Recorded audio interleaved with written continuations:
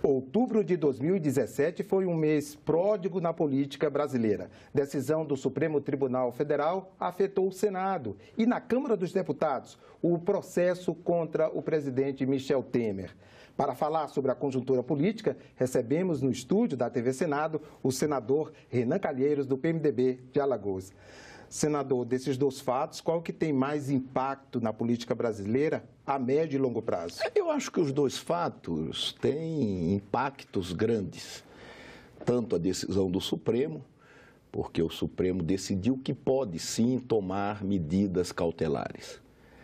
E em tomando medidas cautelares, essas medidas terão que ser anunciadas ao Congresso Nacional. Essa foi uma decisão importante. Como consequência dessa decisão, nós tivemos no Senado que fazer uma apreciação sobre o caso concreto, específico do senador Aécio Neves. E nós fizemos isso continuando a investigação, mas desfazendo as medidas cautelares. Por quê? Porque, na verdade, a medida cautelar, ela inverte o processo. Quando você está sendo investigado, a pena é a consequência da investigação e do próprio processo. Quando você toma medida cautelar contra alguém que está exercendo o mandato, em função da manifestação do povo, você, na verdade, antecipa a punição. Você afasta do mandato, manda recolher todas as noites. Isso são medidas que poderiam, claro, ser tomadas ao final da investigação, na hipótese do investigado ser condenado no processo judicial. Senador, eu quero voltar ainda a esse caso, mas vamos falar sobre o processo contra o presidente Michel Temer na Câmara. E já é o segundo em um ano, né? É um processo completamente diferente desse processo do senador Aécio, que decidimos na semana que passou. É o inverso. O Constituinte, ele foi sábio ao prever que denunciado, o presidente da República tem um prazo de até 180 dias para ser investigado. Por que isso? Porque a nenhum presidente da República interessa a mácula da dúvida, de levar consigo para a morte a dúvida se aquela denúncia é correta ou não é correta, se ele cometeu ou não cometeu crime de improbidade ou de formação de quadrilha ou de lavagem de dinheiro. Eu, se fosse o presidente da República, eu ia falar um a um com cada deputado e deputada para que eles me liberassem, para que nesse espaço de tempo de 180 dias eu pudesse responder. Ora, todo mundo está sendo investigado no Brasil e tem que ser assim. O homem público não pode ficar nas sombras. Se houver algo a ser investigado, ele precisa ser investigado. Porque se ele não der uma explicação suficiente, ele perde a condição, a legitimidade de continuar no exercício do mandato. O Michel Temer tem 79 anos, 78, 79 anos. Quando acabar a presidência da República, ele vai se submeter a um juiz de primeira instância. Essa decisão, quando chegar para transitar em julgado no Supremo Tribunal Federal, ela vai demorar bastante. Ou seja, não investigar o Michel nesses 180 dias significa mandar para a impunidade essa investigação que parece gravíssima. Eu repito, eu sendo ele, eu preferia ser investigado. Nesses 180 dias, ajudaria no sentido de que essa investigação caminhasse mais rapidamente. A saída dele do governo não é uma saída definitiva, é uma saída, portanto, temporária. Nesse período de tempo em que ele estará sendo investigado, o presidente da Câmara dos Deputados assume e, como o presidente Michel tem certeza, tem dito, tem repetido que a denúncia é vazia, então, se é vazia, certamente o Supremo Tribunal Federal a entenderá como tal, como vazia. Na semana que passou mesmo, o Supremo Tribunal Federal arquivou mais uma denúncia minha, a 5ª denúncia, por inépita, por vazia. Ora, mas eu fui investigado, fui submetido a um julgamento do Supremo Tribunal Federal. E isso me interessava? Claro que me interessava. Julgamento houve, né? Porque é uma oportunidade de demonstrar exatamente o contrário. Eu acho que o presidente Michel está completamente equivocado ao repetir esse mercado persa, comprando votos, liberando emendas, trocando senador, porque leva o Congresso Nacional a uma situação terrível de degradação, inusitada, talvez a pior que nós vivemos. Agora, senador Renan, voltando aqui ao caso Aécio Neves. A decisão do Senado foi de 44 votos pela suspensão das medidas cautelares. Isso teve uma repercussão negativa na opinião pública. E lembrando que o Senado teve uma decisão diferente no caso do senador Delcídio do Amaral, que era líder do governo na época, em 2015. Como é que o senhor compara os dois casos e a repercussão? São situações completamente diferentes, como diferente é a situação do senador Aécio com a situação do presidente Michel Temer, como já rapidamente expliquei. No caso do senador Delcídio, o que houve? O Ministério Público forjou um flagrante. Eu era presidente do Congresso Nacional. Eu fiz um apelo aos senadores de que, se nós aceitássemos aquilo, nós iríamos abrir a porta e iríamos fragilizar os mandatos. E foi o que aconteceu. As medidas cautelares tomadas na sequência contra senadores, todas foram decorrências dessa. O que houve com o Delcídio Amaral é que o Senado recusou, melhor dizendo, o Senado autorizou a prisão, autorizou a medida cautelar, né? Em função do flagrante. Porque a Constituição é clara, ela diz que o mandatário só pode ser preso em flagrante delito por crime inafiançável. O que aconteceu na sequência foi que o senador Delcídio se submeteu a um processo de delação terrível para sair da cadeia, para ter os benefícios da delação, da colaboração premiada, mentiu. A colaboração do Delcídio, ela só valeria 6 meses depois da assinatura. E ele voltaria para o Senado Federal para gravar senador. Num dia que ele passou no Senado, ele ainda gravou um ministro da presidente Dilma, o ministro Aloysio Mercadante. Quer dizer, ele fez um acordo para gravar senadores que já havia denunciado. Então, a convivência dele, diante dessa quebra evidente de decoro parlamentar, não poderia mais acontecer ali no Senado Federal. E foi isso que aconteceu. O Senado decidiu pela sua cassação, em função dessa excepcionalidade. Senador, mas no caso da decisão sobre o senador Aécio Neves, o senhor não teme uma repercussão negativa para a imagem do Senado? Não, eu não temo, porque o Senado fez a sua parte. O investigado, um senador, o Senado não paralisou a investigação do Aécio. A investigação do Aécio, ela continua. Qual foi a decisão do Senado? O Supremo propôs medidas cautelares. Aí o Senado disse assim, não vamos adotar medidas cautelares no início do processo, porque não é lógico que o processo comece pelas penas. O processo começa pela investigação. A pena é consequência.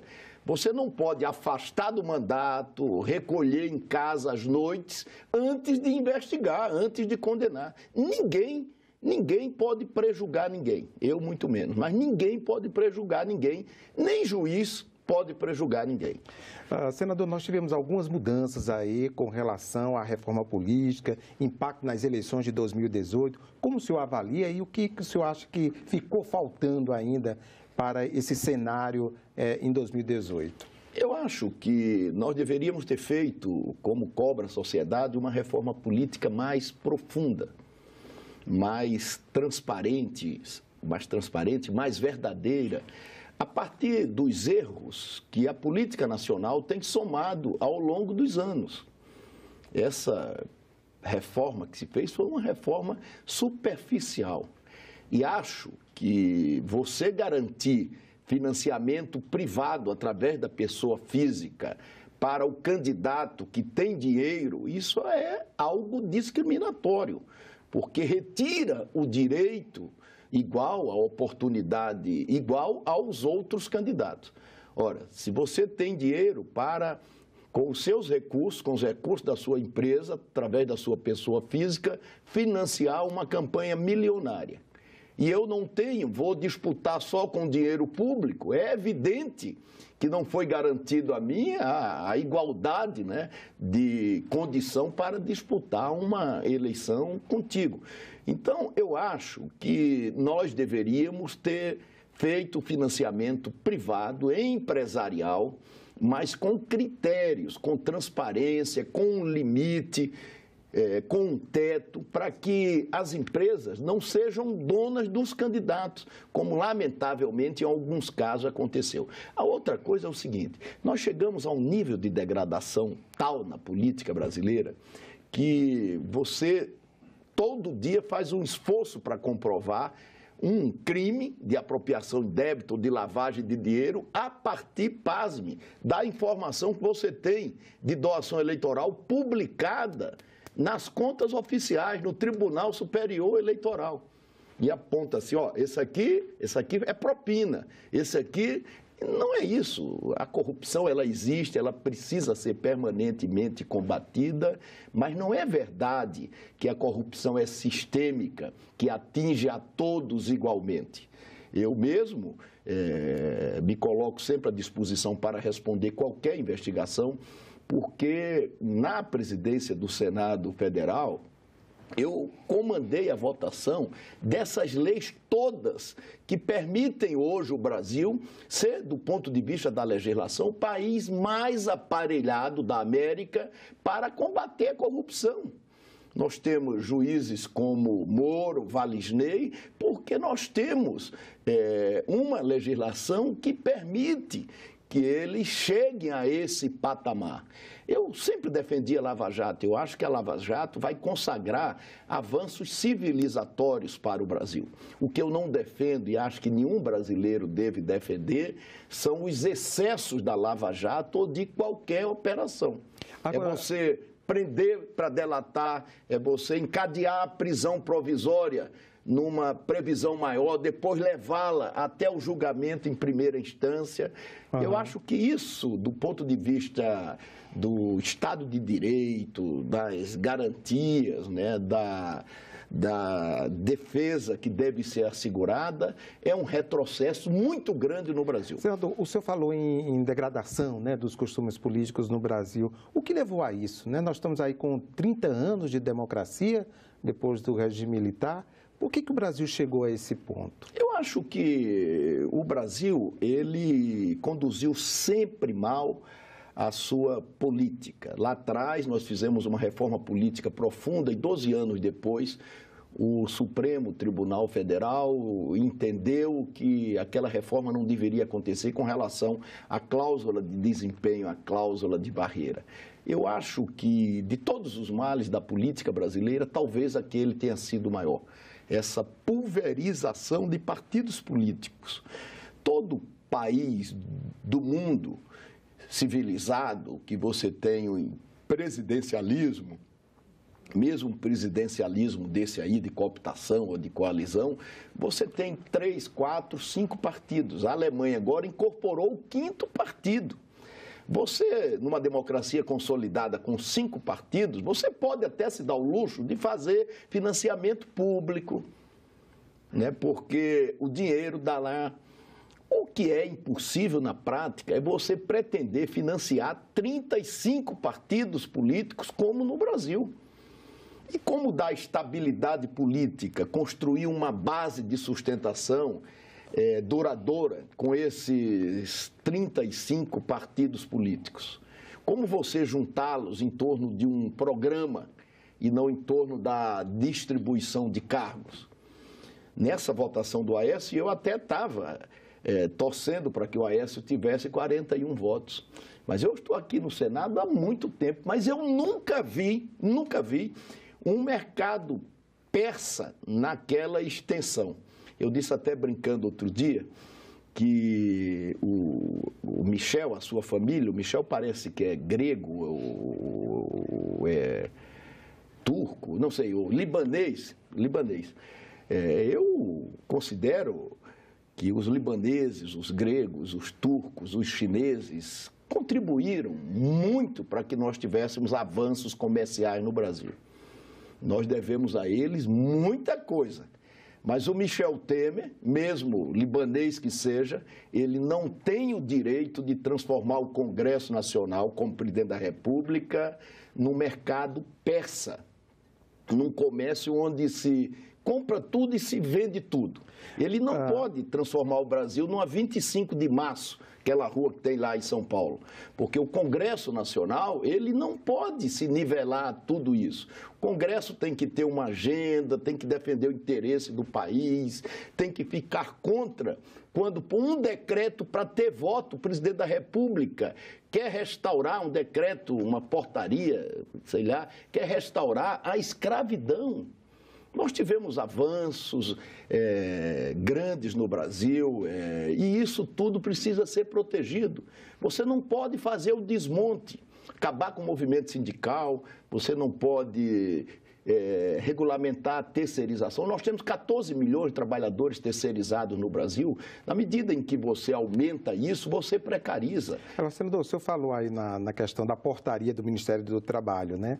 E o senhor acha que vai acontecer a mesma coisa que aconteceu com a Renca, que o governo fez tomou uma medida e depois voltou atrás, porque a repercussão tem sido negativa até entre o próprio governo, né? No Ministério do Trabalho, na sua base, no Congresso? Porque, no fundo, o presidente da República ele não sabe o que faz.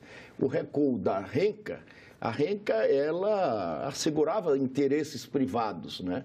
Da mesma forma que a volta da escravidão garante interesses privados. Eu disse lá na tribuna outro dia, eu nunca imaginei que o Blairo Maggi, que é um amigo querido, um senador, ele pudesse fazer uma declaração daquela que estava comemorando a volta da escravidão. Aquilo foi terrível, porque ele poderia até, como dono da Casa Grande, ele poderia até, como empresário, ele poderia até, como senador, defender isso, mas como ministro da Agricultura, jamais, jamais. Ele está colocando ali a posição do governo, do Estado, na defesa de um retrocesso que vai possibilitar a escravidão no Brasil. Olha, nós já tivemos nos últimos meses, o governo retirou do Bolsa Família 3 milhões de famílias. Você tem...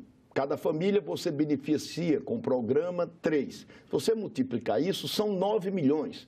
Na semana passada, anunciou que vai cortar mais 2 milhões do Bolsa Família, porque está reduzindo o que está previsto no orçamento para 2018 da assistência social com um corte de 99%.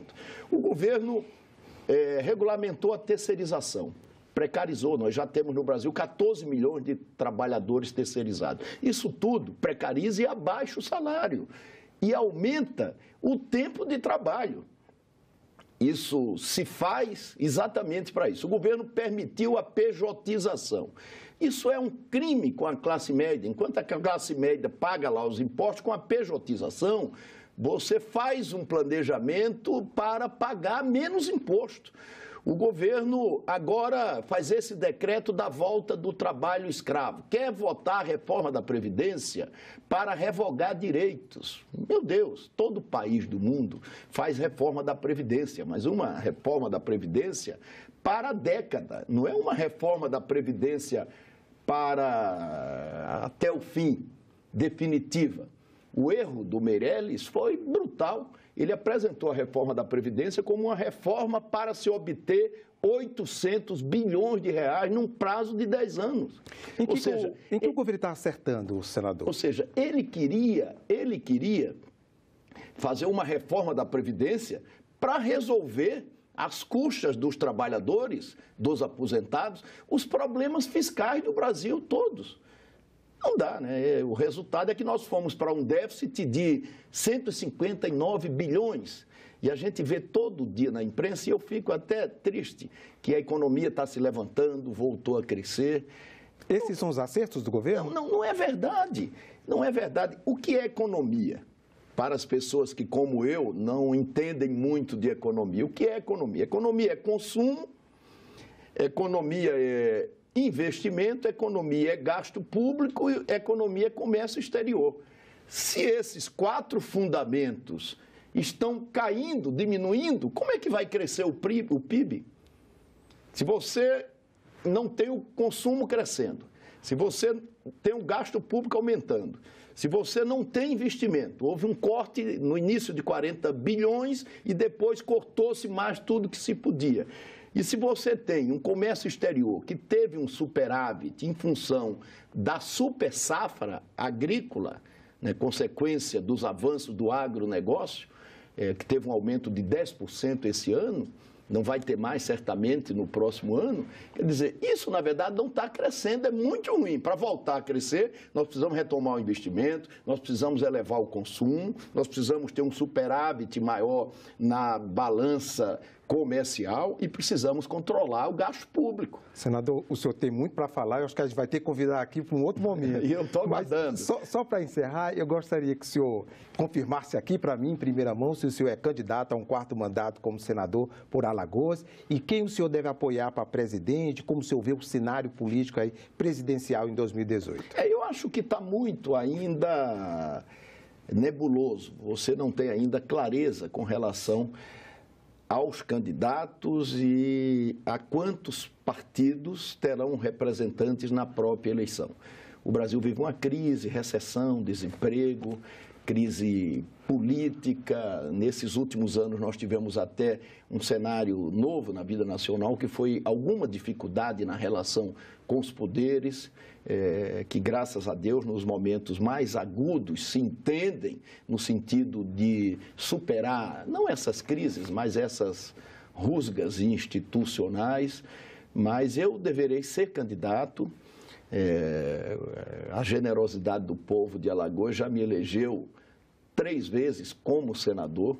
Eu também exerci outros mandatos, eu fui deputado federal e depois eu fui deputado constituinte.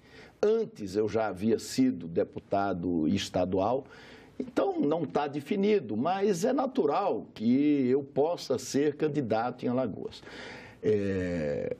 O meu filho é o governador do estado, ele está fazendo no estado um ajuste fantástico. Alagoas é um estado muito pobre, uma economia pequena, tem junto ao Tesouro o maior endividamento de todos os estados do Nordeste, uma coisa brutal. Para você ter uma ideia do tamanho da dívida de Alagoas no Nordeste, a dívida de Alagoas equivale à dívida de todos os estados do Nordeste somadas.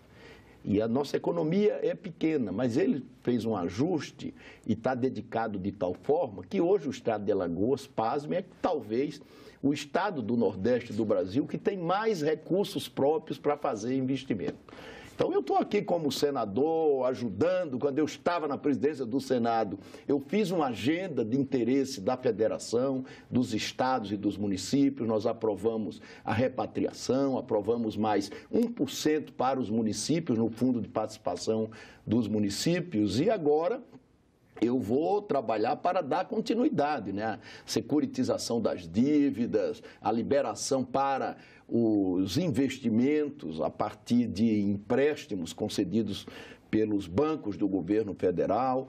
Os governadores fizeram o dever de casa com mais precisão e com mais resultados do que o presidente da República. Muito bem, senador Renan Calheiros, muito obrigado pela sua vinda aqui ao estúdio da TV Senado. E você pode rever este ou qualquer um de nossos programas acessando senado.leg.br/TV. E tem alguma sugestão de assunto para a cidadania? Mande um WhatsApp para 61999661616. Se preferir telefonar, ligue grátis para o Alô Senado 0800 61 2211. Obrigado pela atenção e até o próximo Cidadania.